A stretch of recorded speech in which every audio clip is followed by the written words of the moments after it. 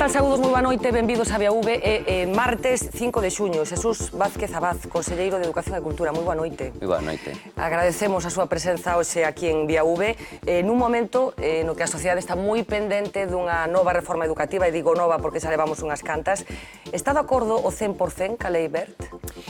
Vamos, estou de acordo en que é necesario un novo modelo educativo e que é necesario un cambio. Estou de acordo en que debería ser unha lei consensuada e que debería de contar con maior consenso para que perdurara cando menos varias décadas. Pero que si non vou a discutir é a necesidade dun novo modelo educativo. Ata este momento, os modelos educativos existentes en España sempre derivaron do Partido Socialista, non por ser unha cuestión ideolóxica, pero sí que é certo que estamos cunhas tasas de abandono escolar por riba do 26%, cunhas tasas de fracaso escolar que é un indicador realmente importante, elevadísimas, e con un 57% de desemprego juvenil, o cal fai necesario modificar a pauta, a estructura do modelo educativo tendente a arranxar certas cuestións. Eu preguntaballe se está de acordo o 100% ca lei, co grosso dos artigos que forman parte da lei, porque despois entraremos en detalle, pero non hai ningún artigo que diga, bueno, pois o mellor aquí a cousa teña que ir por outro lado. Supoño que sempre podemos poñer apreciacións e matizacións en cada un dos artigos, non?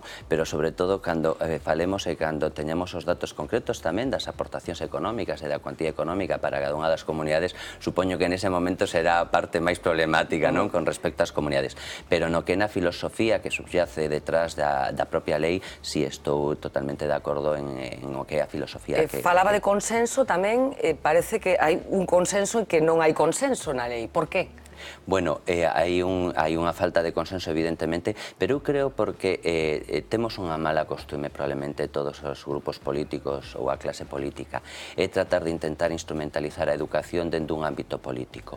Hai un movimento neste momento en contra do goberno central focalizado na parte educativa, quizáis é unha parte moi vulnerable, unha parte que ademais lle afecta ao 100% das familias, porque todo o mundo ten un fillo, un irmán, un neto no sistema educativo, polo tanto, o 100% da comunidade escolar e o 100% da poboación española, en este caso tamén galega. Polo tanto, é un tema moi delicado. Pero entón pensa que toda a xente que se está opoñendo a Lei Wert o está facendo por razones políticas? Bueno, eu creo que a inmensa maioría dos que se opoñen a Lei Wert, que non é a inmensa maioría da poboación española, si creo que hai unha ideologización detrás dese movimento moi importante e un intentar atacar o goberno con cuestións, ademais, que se acollemos os argumentos que se poñen en riba da mesa dunha lei privatizadora, unha lei que ataca o galego, pois un a un vaise desmontando. Eso fala, cando alguén fala do 100% de que nunha lei é aproveitable, evidentemente deixa entrever que pode haber algún movimento político detrás. Pero entón están sendo manipulados de algún xeito por alguén?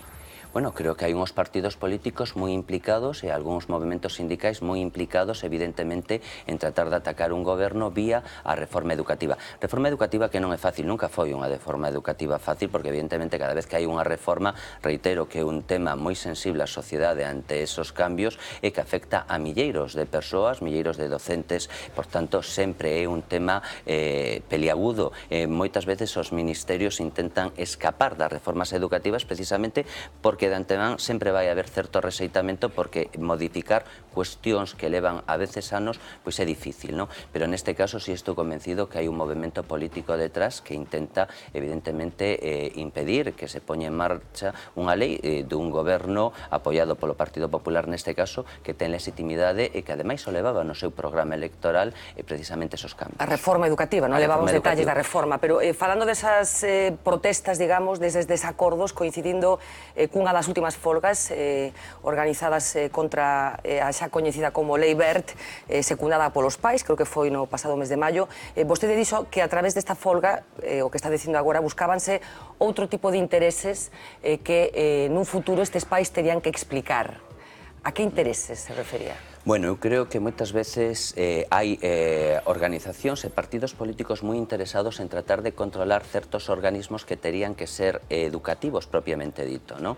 E moitas veces inténtase politizar, cando a veces falamos as AMPAs ou certos órganos din que non a unha cuestión. Moitas veces detrás destas cuestións, coñecendo a realidade, sempre moitas veces hai cuestións políticas que inciden nesos aspectos, non?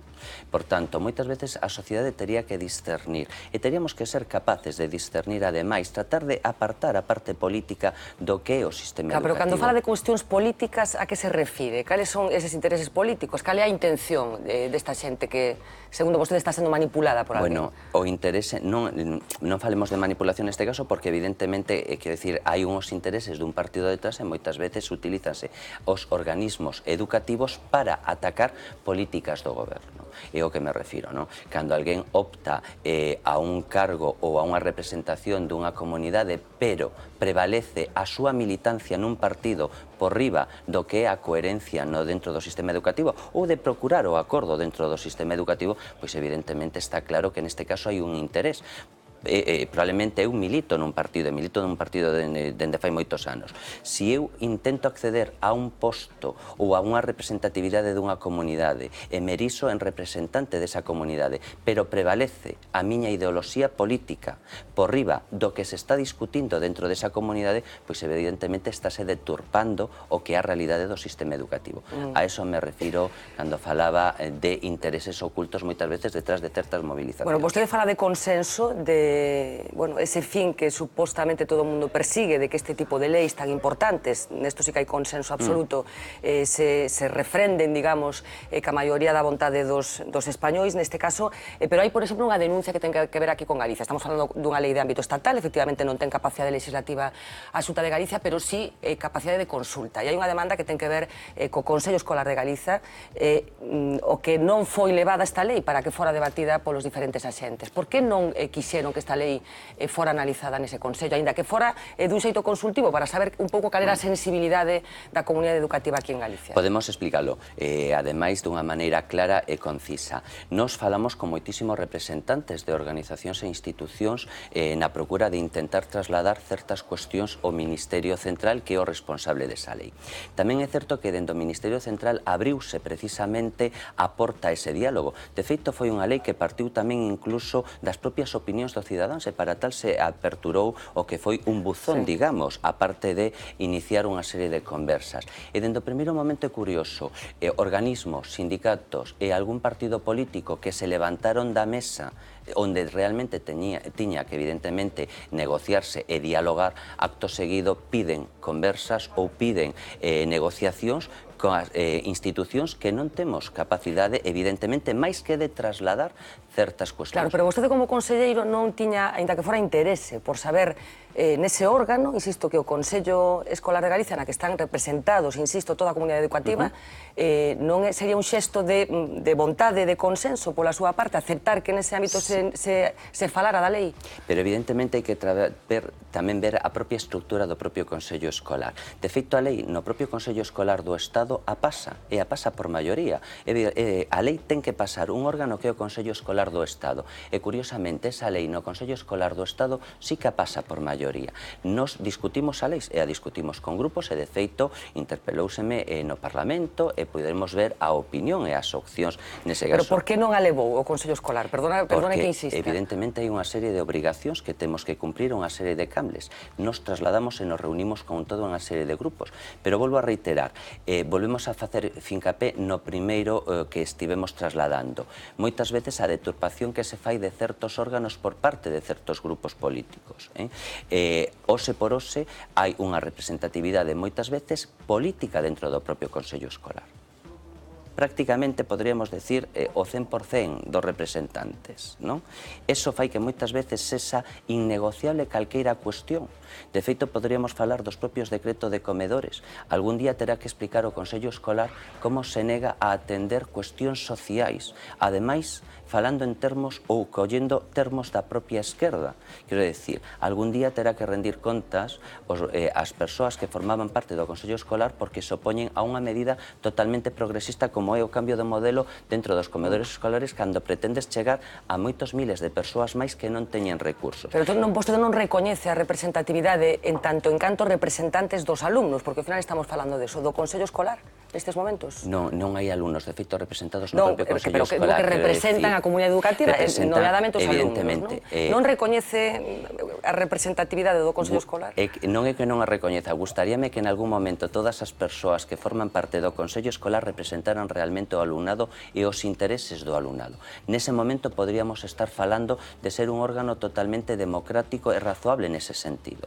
Non é democrático, logo. Non digo que non sexa democrático, evidentemente a democracia marca o porcentaxe do voto e certas institucións, pero evidentemente, volvo a reiterar, calqueira cuestión que se pode tratar de levar e razoar dentro do ámbito do Consello Escolar de Galicia, automáticamente podemos sinalar evidentemente o voto en contra por unha cuestión de afiliación a certos órganos. Falamos do Consello Escolar de Galicia, xa imos entrar un pouco en materia, en fariña do que é a Lei Wert, e podemos falar tamén dos consellos escolares dos centros, eses órganos que durante os últimos anos foron os representantes un pouco da comunidade escolar, incluídos os alumnos. Unha das cousas que vai provocar a Lei Wert é o vaciamento, digamos, de contido destes consellos escolares ata o punto de que a administración, neste caso autonómica, vai ter capacidade para designar os directores dos centros. Parecelle ben isto?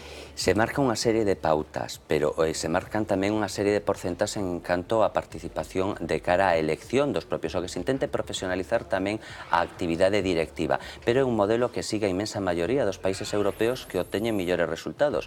Quero decir, hubo unha serie de modelos onde depositaban maior peso nas decisións dos consellos escolares, pero hai outra serie de países que elixen outro tipo de modelo. Non por elo non é millor nin peor, quero decir. Claro, pero vostede falaba de politización, non esta lei, con esta decisión, con este artigo da lei, de alguna forma non se pode protexer unha decisión política nun caso determinado, que un determinado director dun colexio tome decisións que a administración autonómica de turno non lle interese e que decida cesalo. Totalmente o contrario. Neste caso falase de profesionalización de, ademais, un grupo de persoas que son necesarias para o bo funcionamento da comunidade escolar. O traballo que veñen desempeñando os equipos directivos é inmenso, é dicir, dedican horas e horas precisamente á estructuración, organización de toda a labor docente, a participación nas actividades escolares, reestructuración dos propios comedores, etc. Polo tanto, é necesario tender evidentemente hacia esa profesionalización dos equipos directivos. Pero ademais é algo que vemos recoñecendo automáticamente que todos vimos falando, non é algo novo, a autonomía do propio centro educativo. Sí, pero con dereito de veto por parte da Xunta. Non, en absoluto, non. No caso do nomamento dos directores, non pode a Xunta nun determinado momento retirar a un director e poñer a outro? Bueno, ose por ose xa se pode facer evidentemente mediante un expediente disciplinario. Claro, bueno, pero a lei vai facilitar o trámite, digamos, non? Non vai a facilitar, quero decir, neste sentido. O único que se establece é outra fórmula, digamos, de elección onde a administración ten un maior peso, pero evidentemente o que se trata de facer ou falar é de crear un corpo directivo profesional tendente a buscar solucións, non a xerar conflictos. Creo que cando alguén fai unha lei ou cando alguén elabora un decreto trata de buscar milloras, non empeoramentos. Creo que presupoñer xa que isto vai encamiñado a buscar precisamente unha politización, creo que é o argumento precisamente daqueles que están tratando de instrumentalizar órganos como o Consello Escolar de Galicia ou precisamente certos consellos escolares ou precisamente certas AMPAs. Si vostede me pregunta quen son a veces e quen dirixe, quero decir, certas AMPAs ou quen dirixe as AMPAs a niveis provinciais, pois moitísimas veces podríamos sacar unha serie de conclusións. Por exemplo? Neste caso. Non, é obvio, quero decir, non temos que acudir sencillamente a ver cuestións e vemos como hai certos partidos moi implicados moitísimas veces en tratar de controlar certos instrumentos, poñendo evidentemente ou primando certos militantes para tratar de acadar esa serie de postos de representación. Máis cousas polémicas, que neste caso en Galicia ademais hai xurisprudencia que afecta o asunto. Vai seguir a Xunta subvencionando os colexios que segregan por sexo? É certo que son poucos, creo que son 5. Vai seguir subvencionando os colexios que segregan por sexos? Insisto na pregunta, tendo en conta que hai unha sentencia do Tribunal Superior de Xustiza de Galicia que declarou inválidos os concertos. Teñe que tomar unha decisión que se refire ao curso vindeiro, porque a Lei Wert non vai entrar en vigor o vindeiro curso. Que van facer no mes de setembro? Vai haber cartos para estes 5 colexios? A Xunta cumprirá en todo momento ca legalidade e cas instruccións e cas sentencias, evidentemente, en cada momento. Quer dicir, é o obxectivo da administración cumplir ca normativa existente en cada momento. Polo tanto, a que normativas se está referindo? Porque creo que hai normativas as que aferrarse en función do que... Bueno, eso quere decir entonces que hai distintas alternativas, eso quere decir que hai distintas posibilidades. Neste momento hai unha orden de concerto onde os centros están solicitando evidentemente esa renovación de concertos ou incluso novos centros poden argumentar ou poden intentar entrar dentro do que é a concesión dos concertos. A partir de aí, evidentemente, se fai unha resolución provisional, das audiencia a aqueles centros que creen que ou que entenden que se ven afectados a petición deles, pois porque se lles elimina concertos ou porque entenden que a provisional non é correcta, entonces dáselle. Pero eso non quere decir... Pero esta pregunta moi concreta, eses 5 centros, son 5 centros, van ter cartos públicos da Xunta de Galicia o curso vindeiro, sí ou non? Non, é que non se pode decir, evidentemente, o único que digo é que nestes momentos nós temos que cumplir unha sentencia e nós temos que cumplir o que é a normativa vigente. Pero non o sabe aínda a estas alturas? Evidentemente, hai unha cuestión, non porque é un proceso que é moi lento, isto é un proceso, repito, de audiencia, entonces, se eu estivera dicindo nestes momentos que estou dicindo non ou sí, probablemente estaría falando de prevaricación, porque precisamente ten que seguir toda unha serie de cauces antes de adoptar a decisión definitiva, entre eles a audiencia, os propios centros. Por lo tanto, se eu nestes momentos cometer o erro de decir sí ou non, repito, realmente alguén podría levarme aos tribunais. Bueno, estaba dicindo que a decisión a teñe que tomar con respecto ao próximo curso, o vindeiro curso, porque, efectivamente, a Lei Wert xa vai proteger este tipo de concertos dun xeito máis ou menos explícito, non? Hai unha lei de orzamentos do ano 2013, evidentemente, que xa contempla esta posibilidade. Pero hai unha sentencia tamén daqui, non? Pero, ademais, tamén hai unha cuestión, é algo que, evidentemente, independentemente do resultado de cal sexa a resolución definitiva, neste caso. Non estou adiantando, porque, repito, non podo adiantar nada neste caso, primeiro porque tampouco está adoptada a decisión, que é un proceso, repito, lento. Pero sí está claro que hai unha cuestión que a veces se chama liberdade de elección por parte das familias recollidas na propia Constitución. Cando falamos da educación diferenciada, non deixa de ser un modelo máis dentro do que é o proceso educativo. Ademais, levado a cabo por países como Estados Unidos, Alemania... Sí, pero a discusión neste caso non é o modelo, sino se ese modelo ten que ser pagado pola administración pública, claro. Pero, volvo a reiterar, cal é a diferencia dun modelo a outro dentro do marco constitucional lle compete en tal caso aos propios tribunais? Bueno, pero o tribunal aquí pronunciouse, dixo que non había que subvencionar. Evidentemente, habrá que ter en conta todas esas sentenzas e toda esa normativa, precisamente, por eso estamos falando. Jesús Vázquez Abad, está a favor de que se financien con cartos públicos ou que se subvencionen con cartos públicos colexios que segregan por sexo? Estou a favor da libre elección das familias, sempre e cando sexan coñecedoras, evidentemente, de un modelo educativo e que ese modelo educativo sexa consistente e coherente ca propia Constitución e que este dentro do ámbito democrático.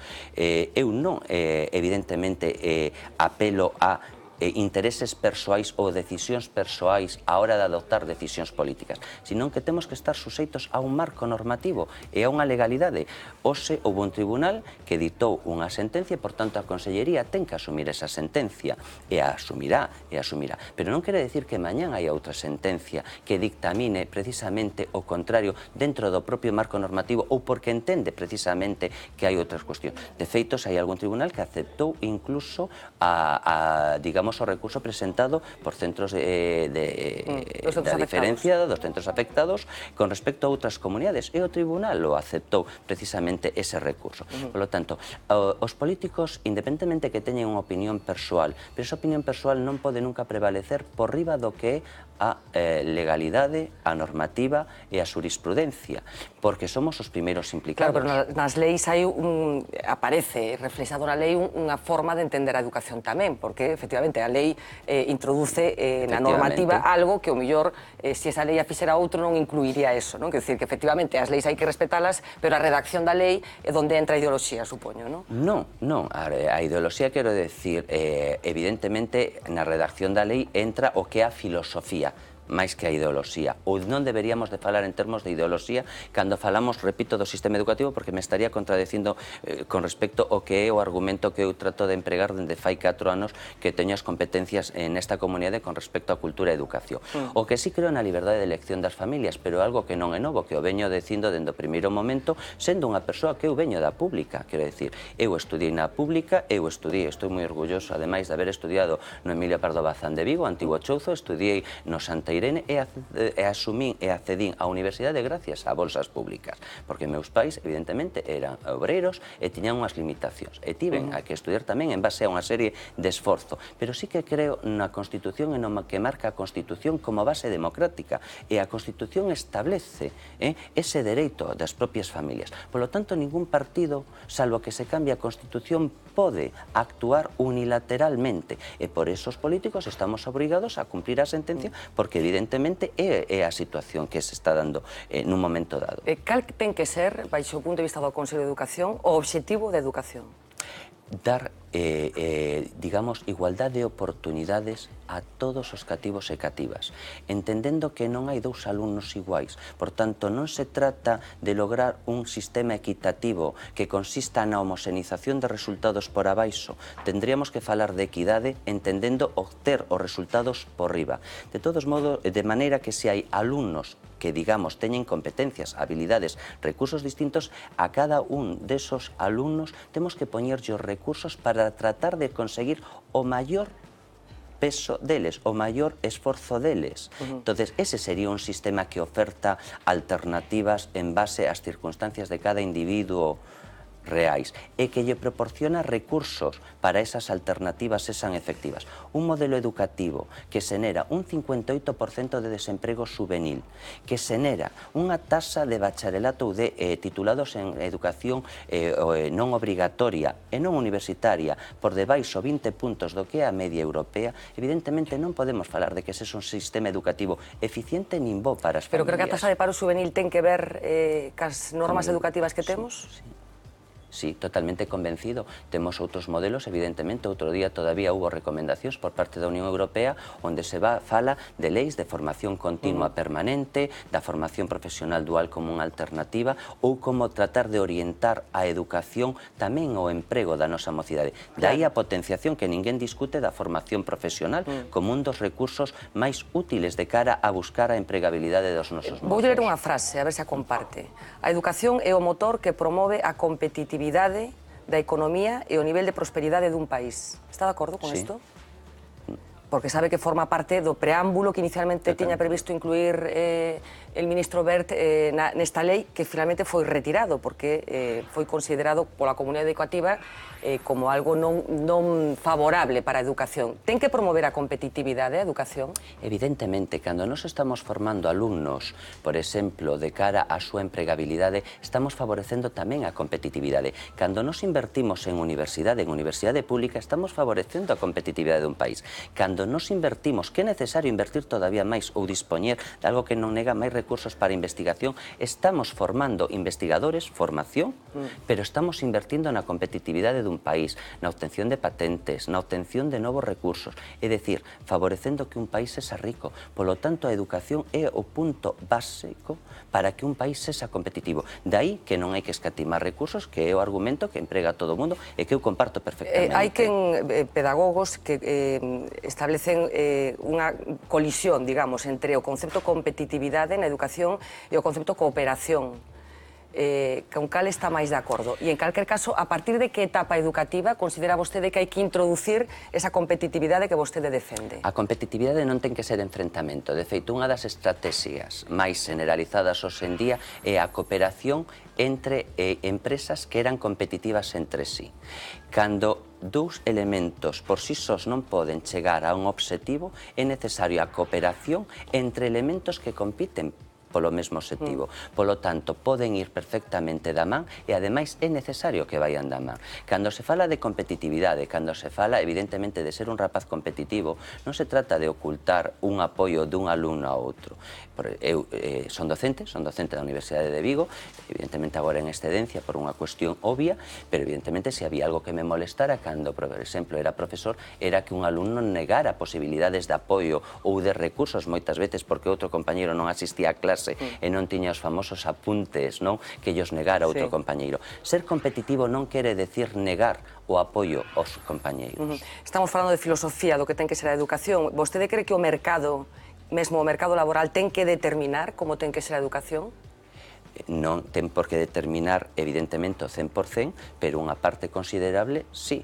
Nos claro que temos que apostar por todas as áreas e evidentemente unha das apostas que se ten que facer é precisamente para fortalecer certo tipo de coñecementos e competencias, pero que non podemos é traballar de costas o que é a realidade ou o que é a demanda. Por qué? Porque estaríamos xerando frustración nos nosos estudiantes.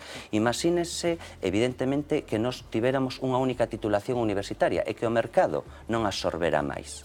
O que estamos empregando é moitísimos recursos públicos para ao final estar xerando frustración nos nosos estudiantes porque non podrían exercer en base a esos estudios que realizou. Polo tanto, unha parte ten que estar considerando ou débese de considerar o que é a propia necesidade do mercado. Non quere decir que traballemos para o mercado, porque hai cuestións que ten que traballarse como ser humano, a persoa, como enriquecemento propio, pero non podemos traballar evidentemente cando alguén fai unha lei educativa, cando temos uns problemas como os que acabamos de facer referencia, compartidos polo 100% da poboación, que non se lle han dado, digamos, solucións, pois evidentemente unha lei ten que ir da man do propio mercado tamén. Materias. A lei establece 3 tipos de materias, as materias troncais, as específicas e as chamadas de especialización. Entre estas últimas estará o galego, que vai ser en materia de especialización. Por que en Cataluña e en Euskadi están tan enfadados con isto e aquí en Galicia os dirixentes non están enfadados, están de acordo co que se propón? Diferenciemos 3 cuestións. Evidentemente son as troncais, que onde ten as competencias tanto a nivel de observación de estándares como o que é o propio currículum por parte do Ministerio, as específicas onde o que é estándar evaluable o fisa o Ministerio, pero os contidos os establece a Comunidade Autónoma, e despois hai as de libre configuración ou de configuración por parte autonómica, entre elas as linguas cooficiais. Non podemos equiparar, ou polo menos no trato que eu tive no que son as conferencias sectoriais onde participamos todos os conselleiros de Educación de España, non é o mesmo a postura do País Vasco que a postura de Cataluña. Sí, bueno, pero en calquer caso non están conformes. Pero porque que Cataluña, en todo caso, está actuando en contra do que son os propios dictámenes do Tribunal Constitucional. Evidentemente, unha lei orgánica a nivel nacional non pode ir en contra da Constitución. Era algo que facíamos referencia antes ao principio. É curioso, Cataluña di que vai a levar o Tribunal Constitucional unha lei que intenta esa lei tratar de buscar solucións aos incumplimentos dunha comunidade autónoma con respecto ás sentencias do propio Tribunal Supremo Constitucional. E que é verdade que hai sentencias que dictaminan que en Cataluña non se está cumplindo co que está marcando a propia xustiza a nivel superior.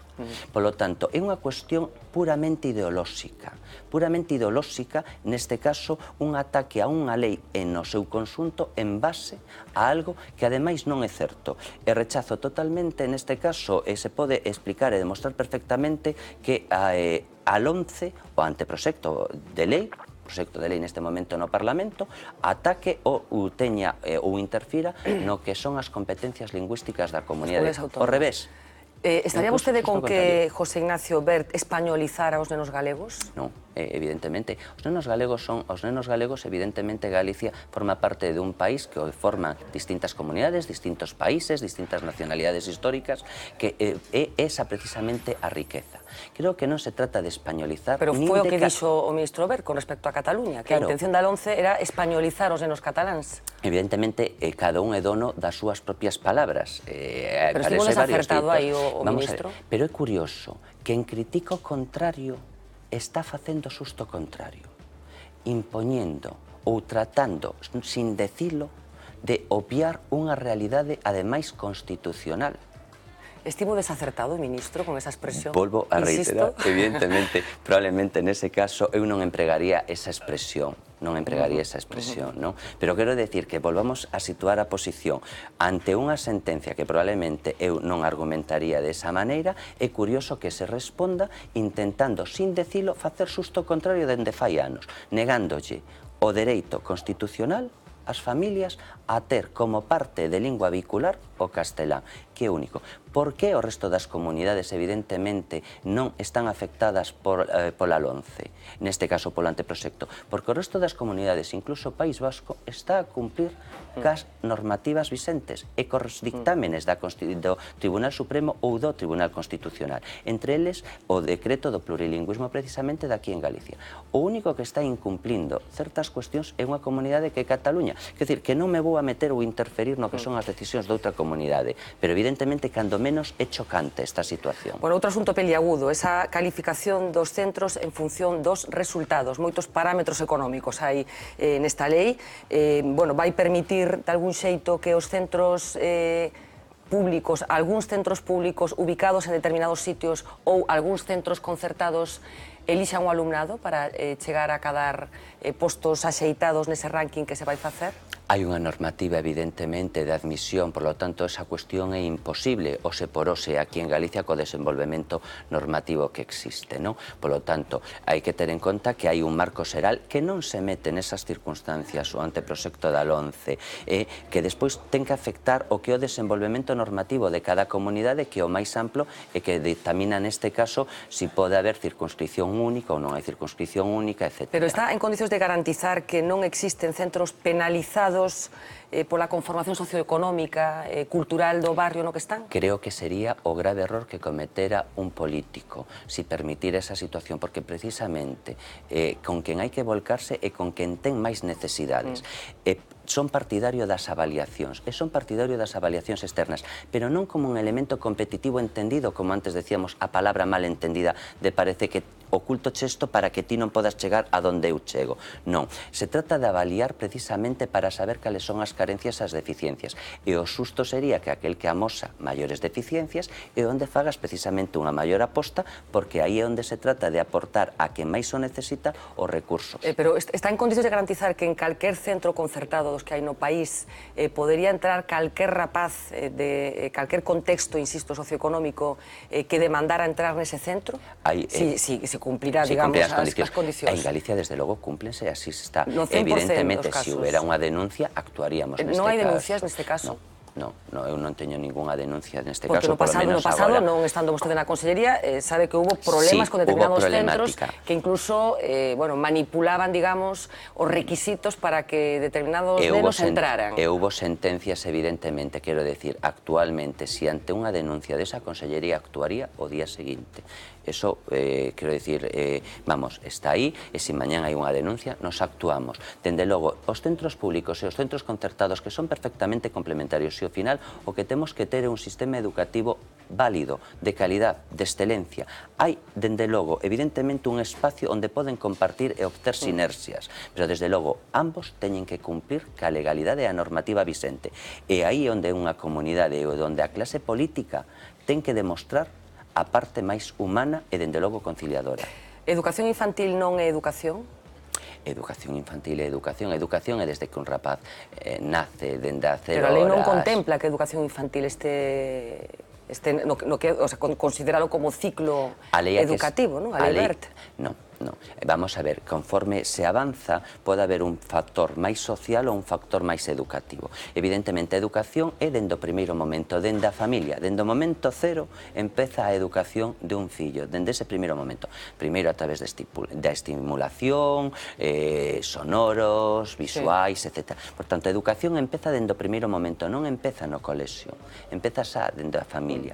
Conforme, evidentemente, se avanza, o peso recae máis, evidentemente, a parte formativa educacional sobre o centro educativo e, polo tanto, ten ou deixa de ter maior peso, digamos, de asistencia social e máis peso de educación, non? Pero en ningún momento creo que se considere que as etapas non obrigatorias, primaria e secundaria, non teñan un componente educativo. Bueno, seguro que onte luns leu nas páxinas da Voz de Galicia unha enquisa feita por sondaxe que trataba de evaluar cal é o grado de percepción que os galegos temos con respecto a esta lei. Enseguida comentamos os resultados, pero Marina Chiavegato vai nos dar un pequeno resume das cousas, como decía, que plantexaba esta enquisa. Así que adiante, Marina. Pues Fernanda, el 70% de los gallegos están en contra de que religión o ética valgan para la nota. Esta es la conclusión del barómetro de sondaje para la Voz de Galicia que publicaba este lunes el periódico. En la encuesta vemos también que un 23% de la población estaría a favor de la medida y que aunque en ninguna provincia se acepta la normativa, la que más la rechaza es Pontevedra y donde menos molesta es en Ourense. La medida es vista con buenos ojos por casi un 30% de la población. Siguiente pregunta, ¿cómo valora la reforma educativa que propone el gobierno? Pues un 69% lo hacen de forma negativa y un 11% aprueban la medida. Especialmente molestos con la ley están los vecinos de ayuntamientos grandes, entre ellos ayuntamientos de 20.000 y 50.000 habitantes. Sobre las reválidas hay más división. Un alto porcentaje no sabe qué opinar del tema. Un 50% rechaza la medida frente a un 19% que la apoya. La provincia más contraria es la de Lugo y la que menos a Coruña. Vamos a seguir porque la mayor unidad surge cuando se pregunta por los constantes cambios de la ley educativa. Un 92% de los gallegos, les parece inasumible los constantes cambios en materia de educación. Un pequeño resumen, Fernanda, de este barómetro que realizaba sondaje para la Voz de Galicia. Pois gracias, Marina. Hai un fracaso, e xa non pregunto especificamente polos gobernos do Partido Popular que tanto en Madrid como en Galicia están nestes momentos exercendo o executivo. Digo, hai un certo fracaso sistemático dos políticos españois con respecto á capacidade de poñerse de acordo para crear leis educativas con vocación de continuar? Non, vamos a ver, eu creo que aí que deberíamos volver a decir, incidir en apartar o que é o ámbito político do ámbito educativo e non utilizar ou non apoderarse dun ámbito certas ideoloxías, porque parece que cando se fala de educación ou do medio ambiente parece que é propiedad duns partidos políticos e parece que o defende, pero aí está a vista, os resultados non son positivos, polo tanto é lóxico que un goberno quere incidir pola aposta dun novo modelo educativo. Vayamos máis alá, na época que gobernou o Partido Popular, na única época anterior que gobernou o Partido Popular, tardouse preto de 7 ou 8 anos en intentar sacar unha lei buscando consenso. Nunca se conseguiu ese consenso porque non hubo unha aposta polo consenso. E cando ao final se pon unha lei orgánica é eliminada por un real decreto sin chegarse a poñer en marcha. Foi a única vez que se viu esa actitude nun partido recén chegado, sin embargo, en 6 meses puseron en marcha unha nova lei sin intentar consensuala. 8 anos de intentar consensuar frente a 6 meses para poñer en marcha o que foi a LOE xa con outra lei derogada por medio dun real decreto. Entonces, creo que temos que tratar de explicar ben á sociedade o que pretendemos con un cambio. Podo compartir, evidentemente, certas opinións, entre elas o que non é lógico que cada vez que hai un partido político cambie o modelo educativo. Totalmente de acordo nesa cuestión e repito que habería que facer un énfasis por chegar ao entendemento. Pero entendamos tamén que detrás de este movimento hai un movimento político que está intentando evitar un cambio evidentemente con uns argumentos que un por un poden ir rexeitando, ou polo menos non compartindo. A partir de aí, como por exemplo cando falamos da asignatura de religión, hai que ter en conta que hai un concordato, un acordo coa Santa Sede que ven do ano 79 e que ningún partido político denunciou. Polo tanto, os acordos entre países, estamos falando dun país, son de obrigado cumprimento. Polo tanto, hai unha serie de cuestións que non se nos poden escapar, porque parece que agora se protesta por cuestións que estivera quen estivera, a asignatura de religión ten que estar presente no currículo, salvo que se denuncie ese acordo e se anule. E non o fixo ningún partido, e menos o Partido Socialista que estivo durante máis de 20 anos no goberno que data do 79 ese acordo. Polo tanto, a veces vemos este tipo de contradiccións políticas. Claro, pero o Partido Popular vai un paso máis alá en relación ca religión, o considerar non vai un paso máis alá que a religión? Só hai un apartado que podremos considerar máis alá. A nota de religión xa é computable. O que pasa é que actualmente frente a nota de religión ou frente a asignatura de religión non había unha alternativa. É dicir, non había. Os alumnos tiveron que inventar unha alternativa para xustificar a religión? Pero é positivo. De feito, o propio Consello do Estado recomenda que o feito de que un alumno faga religión non pode ser eliminatorio da outra asignatura. A consideran como positiva en coñecementos cívicos, sociais iguais, porque varía o título da asignatura se é de primeiro secundaria ou en secundaria. Pero explico, a única diferencia con respecto ao tratamento da religión é que antes a nota de religión non afectaba a obtención de procesos competitivos, como era a obtención de becas ou as probas PAU. Era no único que varía. A PAU desaparece cal 11, polo tanto, evidentemente, só podemos afectar a un apartado. Non é menor ese cambio, non?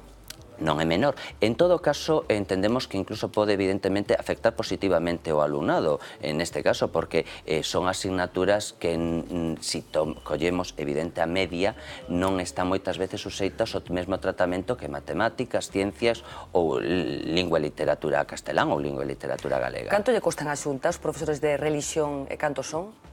Pois non teño o dato exacto, e o dato probablemente o teña vostede, porque evidentemente saliu publicado, non sei se eran 28 millóns, creo recordar. Pero evidentemente a Xunta non fai nada que non este no concordato, quer dicir, pero non fai nada maiores. Ollo, non podo adoptar unha decisión contraria se o goberno de Madrid, do Estado, non anula o concordato. Este o Partido Popular ou este o Partido Socialista. Non teño un profesor de religión a maiores do mínimo estrictamente establecido nos acordos para poder cumplir con ese acordo. Pero vostede está de acordo con ese papel, con ese acordo establecido no concordato e está de acordo co feito de que sexa a Administración Autonómica que ten que pagar a un grupo de profesores que non selecciona a Administración? Particularmente a min gustaríame que esos fondos viñeran do Estado, quero decir, pero conforme me gustaría que viñeran do Estado outro tipo de actuacións. A partir de aí, reitero, hai un acordo do ano 79, o concordato ca Santa Sede, de obrigado cumprimento para calquera goberno. Ningún goberno, por moito que se prometa que incluso, ou alguén que se atreveu a decir, neste caso, un dirixente político, que podría apelar a anulalo, non creo que puidera ser. Quero decir, porque suporía evidentemente un enfrentamento entre dous países nunca buscado. Polo tanto, hai un acordo do ano 79. O Partido Socialista, que gobernou durante 20 e pico anos, nunca o denunciou. O cumpliu aquí, durante o goberno de Manuel Fraga Iribarne, se cumpliu aquí co goberno bipartito, e nós temos o mesmo que estaba no anterior goberno. Por dando un paso máis do que xa falamos, avanzando un paso máis. Pero o único punto, pero evidentemente falamos dun anteproxecto que está no Parlamento. O ministro anunciou e comunicou que estaba aberto a negociar moitísimas cuestións que non afectaran a filosofía. Eso non afecta a filosofía, esa cuestión. Por lo tanto, existen espazos todavía comuns para poder chegar a puntos de acordo. E o mellor atopámonos que dentro de 3 meses a diferencia non existe con respecto á LOE e probablemente o mellor os mesmos partidos políticos seguirán criticando que isto dá un paso máis profundizando na religión cando reitero. Por exemplo, aquí en Galicia, reitero, non hai un recurso a maiores do mínimo establecido que teñamos que cumplir por ese acordo a nivel estatal. Comedores escolares, outro dos asuntos. Vai subir o precio un 40% o próximo ano. Un de cada 4 pais vai abonar íntegro o importe deses comedores, no caso de rentas per cápita anuais e individuais superiores a 9.000 euros. Contemplan a posibilidade de que haxa familias que decidan mandar os fillos ca comida de casa, e onde van comer estes nenos? Ben, eu explico totalmente. Os datos non se poden pechar, porque os datos que nos manexamos foi coa declaración da renda do ano 2011, que foi a última, e por tanto entendemos que ca situación económica, cando nos falábamos que 7 de cada 10 persoas, por exemplo, non van a pagar comedor, ou uns pouquiños dese 7 de cada 10 pagarían 1 euro. Por lo tanto, non podemos establecer se ao final será un 15%, un 20%, un 10% quen pague os 4,5 euros que é o custe do propio servicio. O que sí estamos intentando é facer un modelo máis progresista, por certo, aplaudido por moitísima xente de distinta ideoloxía, con emails e con cartas á propia Consellería, onde se sabe que o uso dos comedores en moitos casos non era compartido nin comprendido pola comunidade escolar polo feito de ser gratuito. Polo tanto, nós o que intentamos facer é chegar a 10.000 novas familias. Desas 10.000 novas familias, principalmente nas cidades que onde as AMPAs están xestionando esos comedores e onde sabemos que hai bolsas de pobreza, de desemprego, de paro, precisamente que 6, 7 de cada 10 podamos asumilo nós como público e non pagar nada. Polo tanto, en 2 legislaturas estamos falando de 11.000, 12.000 persoas que antes pagaban comedores e que ahora non van a pagar. En si entendemos que quen máis ten ten que aportar e ser corresponsable cos servicios. Sí, porque estamos falando en calquer caso de rendas, que as correccións que vostede me diga, de 9.000 euros anuais. Per cápita neta. Per cápita, podemos sumar, multiplicar por 2, imagínese. Unha familia... Bueno, pode ser, tes 2 fillos, son 8 euros, 9 euros por día. Vamos botar a conta rápida, non? Quero decir que pode haber familias que non entren dentro deses 7 de cada 10 e que teñan que pagar o importe íntegro dos comedores e que non podan asumilo, porque non estamos falando tampouco dunhas cantidades exageradas. A pregunta concreta é, porque noutras comunidades sabe que hai polémica con respecto a isto, e que ten que ver que van facer cos nenos e cos pais, cas familias que decidan que os nenos levan a comida de casa. Pero permítame explicarlle unha cousa, se me permite, por favor.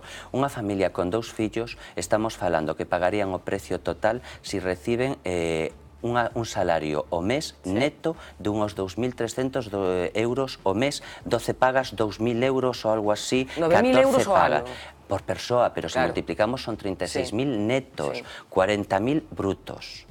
Ose por ose é unha cantidade bastante significativa. Non ten por que ter os 2 fillos en idade escolar ou en comedor. Bueno, pero pode telos. Sí, perfecto. Son 170 días o ano. Pero que eso é ser solidario. Entender que aquel que non ten é a quen lle temos que intentar aportar maiores. Entonces, isto facemos precisamente para evitar bolsas de pobreza onde sí se estaba pagando. Polo tanto, non ten sentido que nos falemos de Tupperware, ao que vostede se dirixía, cando isto precisamente o que fai é ampliar. Si con un sistema menos solidario non existía esa problemática, con un sistema máis solidario onde vamos a chegar a 10.000 novas familias ou rapaces, porque pode haber familias que teñan 2, 3 rapaces ou rapaces, evidentemente se plantease ese problema. Eu entendo que sería absurdo presentar ese problema, evidentemente, porque, reitero, si co sistema actual que é máis reducido e menos solidario, non se plantexou esa problemática nos centros, si agora amplías... Pero vostedes non contemplan a posibilidade de que haxa pais que leven a comida de casa? Non se contempla porque, evidentemente, a medida que pretende chegar a máis familias, a máis cativos. En concreto, pois a 10.000 durante esta legislatura. De feito, fixemos de ofrecemento para asumirse a este ano a 74 AMPAs de colexios para tratar de asumirlle nos a xestión económica e, polo tanto, pasar a prezos públicos. En esas AMPAs, que así o decidan que queiran entrar dentro deste sistema, entre os 60, 70, 70 e pico % non pagan ou pagarán como moito €1 por día. Polo tanto, estamos chegando ás cidades que onde non había comedores escolares públicos e si foron xestionadas polas AMPAs para tratar precisamente de cubrir un maior abanico de rapaces que poidan ter problemas. Onte mesmo, en Andalucía, empezou esa medida tan triste pola realidade que esconde, de que hai colexios que lle van facilitar 3 comidas ao día a determinados nenos para garantizar que estes nenos estén ben alimentados. Hai nenos en Galicia que están pasando fame, non no sentido de africano da palabra, digamos, sino no sentido de que non estén ben nutridos, ben alimentados como consecuencia das penurias económicas das familias. Supoño que hai xente que o está pasando moi mal e sería probablemente iluso se pensara que en Galicia non hai xente que o este pasando moi mal, moi mal, moi mal. Por eso este tipo de medidas. Pero me gusta que me poña, por exemplo, Andalucía. Andalucía é unha comunidade de 10 millóns de habitantes, 9 millóns. Ten unha poboación escolar 4 veces maior. A medida que vostede fai referencia, que está moi ben, evidentemente, poder chegar co desayuno e ca merenda, que, por certo, é de aplaudir, quero dicir, neste contexto, pero con respecto ao comedor escolar, o seu objetivo é chegar a que un 30% dos rapaces que comen en comedores escolares paguen 0. En Galicia estamos falando do 60-70. E que Galicia é unha comunidade, neste sentido, máis do doble solidaria que Andalucía, sendo gobernada por un goberno bipartito, Partido Socialista, Esquerda Unida. Isto é o que hai que poñer de manifesto. O carácter social das políticas levadas a cabo aquí polo goberno de Alberto Núñez Feijóo. Pero reitero a pregunta, están detectados nenos aquí nesas circunstancias que necesitarían levar para casa, incluso porque está previsto na lei andaluza, na decisión andaluza de que eses nenos incluso se marchen para casa con comida. Están detectados nenos con problemáticas semellantes? Non está contemplado levar a cabo un proxecto proxecto, un programa evidentemente de proporcionar evidentemente o almorzo como unha actividade para levar para casa. Pero sí que hai colexios que xa están ofrecendo evidentemente o almorzo a través de certas iniciativas en colaboración cos propios concellos, ou incluso hai colexios donde teñen aí un centro que non vou a facer referencia a Conome, é un centro situado na Coruña, nunha zona céntrica, pero que acolle a xente con recursos económicos escasos que teñen unha sala que lle chaman evidentemente o comedor da alegría ou así, onde precisamente tratan de detectar rapaces que están en unha situación e lle ofertan, as monsas lle ofertan evidentemente certo tipo de recursos. Colexio concertado, deduzo. Bueno, evidentemente levanse a cabo certo tipo de actividades. As comunidades escolares son moi solidarias e os equipos directivos e o profesorado está sendo tremendamente solidario e trata de visualizar esta situación e moitas veces intentar buscar procuras no que é na administración máis próxima que a administración local con certo tipo de axudas e de bolsas. Evidentemente, reitero as miñas palabras de antes, sería iluso se eu dixera ou pensara que aquí non hai familias que o están pasando moi mal. Creo que estamos nunha situación crítica onde hai familias que o pasan moi mal e a solidariedade ten que ser máxima por parte de todas as administracións e por parte daquelas persoas que neste momento se lles está pedindo un esforzo, como neste caso, de tratar de aportar o 100% do coste do comedor, porque así entendemos que esos recursos van a ir dedicados a familias que non teñen recursos. Veñen de recoñecer finalmente, costou que dixeran o dato concreto, que hai 1.125 profesores menos que hai 4 anos, como consecuencia da non cobertura de xubilacións, etc. Convénzame de que é posible manter a calidade do ensino con 1.125 profesores menos? Bueno, pois é moi fácil, quero decir, non costou, en todo momento se dixo a realidade ano tras ano. Este cuarto ano nunha comparecencia evidentemente fixose a suma dos 4 anos porque evidentemente chegaron a falarse de cantidades de miles nunha cidade. En ningún momento hubo despidos, hai unha cuestión que hai que ter clara, é a única comunidade, son amortizacións de xente jubilada. Pero eu estou falando do conxunto dos profesores que hoxe están... Eu creo que me podo dirixir a algunhas comunidades escolares ou a propia comunidade escolar e creo que hai comunidades escolares que son coñecedoras que había cupos de profesores moi por riba das propias necesidades ou do marcado no propio decreto. Sobraban profesores. Quero decir, había profesores por riba. A palabra sobrar nunca me gusta, pero había comunidades ao mellor onde chegaba a haber 10 e 15 profesores por riba das propios cupos establecidos para os centros. As comunidades educativas, o profesorado é consciente desta situación, pero se falamos de datos, hai unha oferta educativa moito máis ampla que fai 4 anos. A aposta pola formación profesional, polas linguas, polas novas tecnoloxías, con incrementos e datos que están aí son obvios. Quero decir, hai unha aposta, en este caso podemos falar que en 4 anos se lograron un 5 e pico % máis de titulados en bacharelato en formación profesional media. Na ESO, só neste último ano temos un 1,3% máis de alumnos na ESO e un maior nivel de idoneidade con respecto aos alumnos na fase de cada etapa educativa do alumnado. Creo que o profesorado está entendéndome perfectamente o que lle quero neste caso indicar.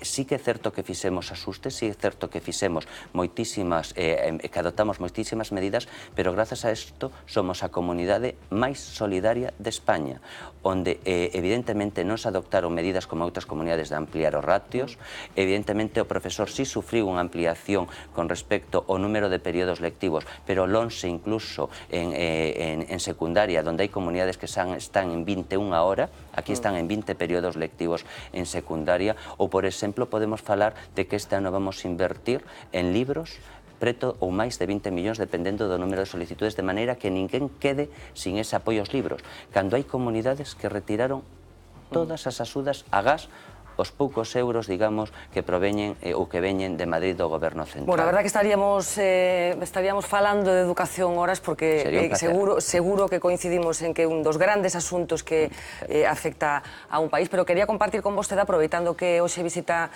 Vía V, unha escena que hoxe protagonizou o ministro de Educación, precisamente, José Ignacio Wert, que estaba repartindo unha serie de premios aos mellores expedientes. Pasou isto.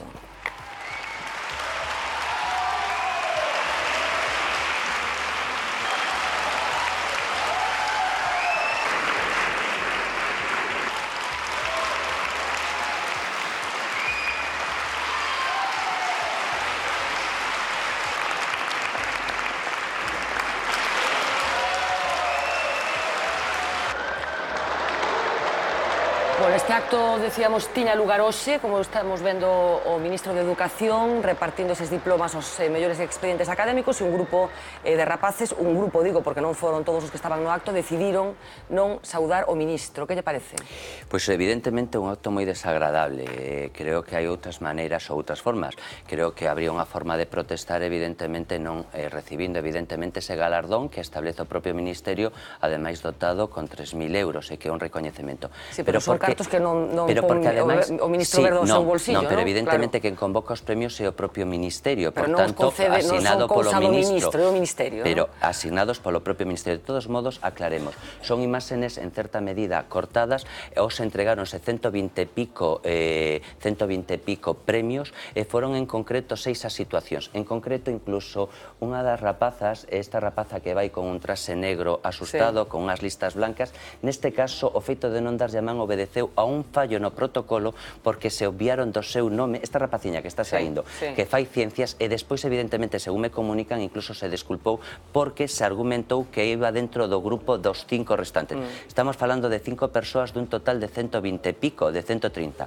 E que, ademais, incluso ao acabar o acto e durante o acto, levantou a protesta de gran parte do público asistente porque entendía que era, evidentemente, faltar a educación daquela xente que sí estaba ali por outros motivos para recibir ese galardón. Incluso un rapaz falou en nome de todos, proporcionando evidentemente unhas frases de agradecemento ao Ministerio, e sí que é certo que houve xente que o abucheou e que dixo: fala no teu nome, non fales no noso, que non temos nada que agradecerlle ao ministro. Pero recibiu a crítica inmensa ese tipo de comentarios e de insultos. Pero que máis lle molesta desta imaxe? Pois eu creo que non é unha actitud propicia dun alumno universitario e dunha persoa que entendemos madura. Eu creo que calquer persoa que este vendo esta imaxe, reitero, creo que se eu estou en desacordo con unha situación, pois o máis ideal ou idóneo, entendo, dende o meu punto de vista de educación, sería non acudir a ese acto, atentamente renuncio a ese premio e digo por que non vou a ese acto. A expresión pública de disconformidade non lle parece ben? Porque é un acto de 125 familias que estaban orgullosas dos seus fillos. Creo que non é un acto en contra do ministro, é un acto que neste momento provocou un malestar a familias e avós e aboas que estaban aí precisamente, que se vestiron cas millores galas porque estaban orgullosos de que os seus fillos, os seus netos, eran premios exclusivos, era o mellor do noso sistema universitario. Polo tanto, Pero creo... tamén é chamativo que precisamente, aínda que sexan 5 dos mellores expedientes académicos universitarios, decidan facer este xesto, non? Creo que, evidentemente, habría que buscar de novo as causas. 5 persoas de 120 e pico, 130 persoas, estamos falando dun 4%. Pero, reitero, creo que hai outras formas, particularmente se a miña opinión persoal é que non é propio, evidentemente é un acto que a mí me disgusta velo, porque creo que non é respetuoso que a actitude e co premio dos seus compañeiros, que, reitero, eran 120 e pico persoas máis que sí estaban para acadar ese premio e para, evidentemente, recollelo. Estén ou non estén de acordo ca lei, porque probablemente non estou dicindo que aos 120 e pico persoas restantes estén de acordo ou aplaudan ao ministro ou a política educativa actual, pero que sí é certo é que estas persoas reciberon unha ensinanza pagada por todos nun sistema público e precisamente lle acaba de otorgar a excelencia. Polo tanto, moitas veces non entendo esta crítica exacerbada. Viviu vostede situacións semellantes, non miméticas, o que acabamos de ver, non? Pero algún tipo de escrache, algún tipo de grito contra a política da Consellería. Falando con Alfonso Rodón decía que nestes momentos, coas das preferentes, por exemplo, que si detectaba un certo acoso, entre aspas, os políticos do Partido Popular. Está vostede nese cupo de... Creo, evidentemente, todos, non só os Partido Popular, creo que todos os dirixentes políticos e todos os que teñen a responsabilidade política nun momento de agobio para as familias, evidentemente estamos ou está cuestionado. Quero dicir, é obvio, quen está asumindo unha serie de responsabilidade e que adopta decisións, evidentemente sempre hai unha parte que o pode comprender ou aplaudir e hai outra parte que non o comprende e non o aplaude. Con respecto a un tema, estamos dicindo, cultura, educación, é un tema moi delicado. Polo tanto, sempre levantamos ou aplausos, evidentemente, ou tamén, evidentemente, opinións contrarias. No meu caso, evidentemente, supoño que como calquer parte, como persoa política, non contra a miña persoa, supoño que non contra Jesús Vázquez Abad, creo que non contra o Conselleiro de Educación, lógicamente. Contra o Conselleiro de Educación sempre temos críticas, pero hai que asumilas, forma parte dentro do noso. Pero viviu algunha situación concreta especialmente relacionado precisamente pola LOMCE nin por cuestións. Creo que evidentemente por outras cuestións, pero que son desagradables en todo momento. Nunha delas estaba presente miña nai, fun insultado na rúa con miña nai, estaba ademais que unha persona maior que estaba no meu carón do brazo, bueno, sempre hai cuestións, pero quero dicir, creo que evidentemente unha persoa ten que adoptar decisións, cando está na política asume precisamente certas cuestións que cando estamos fora, cando os comentamos probablemente vostede ou calquer persoa diría, pois non hai dereito tampouco, porque hai que saber misturar ese momento en que un vai ca familia ou que estás nun acto a nivel institucional e que ao mellor non tes nada que ver con unha situación que pode facer sentir incómodo aos teus amigos que te acompañan pola rúa ou a túa parella, que en moitos casos sufre certos insultos cando a mellor non está nin metido no mundo político, nin ten por que compartir incluso ideoloxía. Bueno, imos rematar xa, pero queríamos compartir con vostede unha enquisa que fixemos esta tarde nun centro público de Sabón. Preguntábamos para que vale a educación. Decían isto.